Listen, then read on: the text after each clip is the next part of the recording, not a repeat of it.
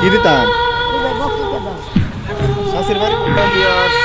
এই দেখেন এই মহিলাটাকে দেখছেন আপনারা, মহিলাটা কিন্তু আসলেই সে ভিক্ষা শিক্ষা না করে এবং ওনার কেউই নাই, উনি এই যে ওজন মাপার যে যন্ত্র ব্যবহার করে সে টাকা ইনকাম করতেছে, সবাই ওজন মাপতেছে গরিব অসহায় মানুষটা মুরব্বী দেখে।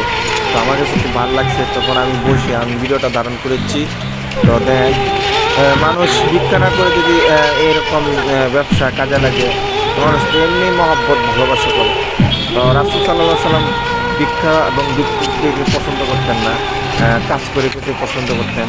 তো আমরা দেখেন কত কত ইয়াং জেনারেশন আছে অভিনয় করে টাকা পয়সা ইনকাম করে, কিন্তু মুরব্বী দেখেন প্রায় 80-90-এর উপরে প্লাস বা 100-এর কাছাকাছি হবে, উনি একজন ব্যবসা করে। দেখেন ওজন অনেকে মাপতেছে। তো আল্লাহ ওনাকে নেক হায়াত দান করুক, এবং যারা যারা গুরুদেল মাঠে আসেন ওনার আসলেই ওজনে মাপ দেন। উনি আমার কাছ থেকে বাংকিং আসেন। কি দিতাম? শাশুর বাড়ি কোন? বউবাজার হারোয়া।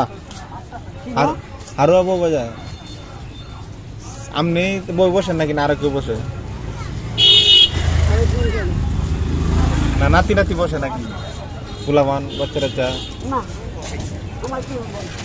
আপনার কেউ নাই?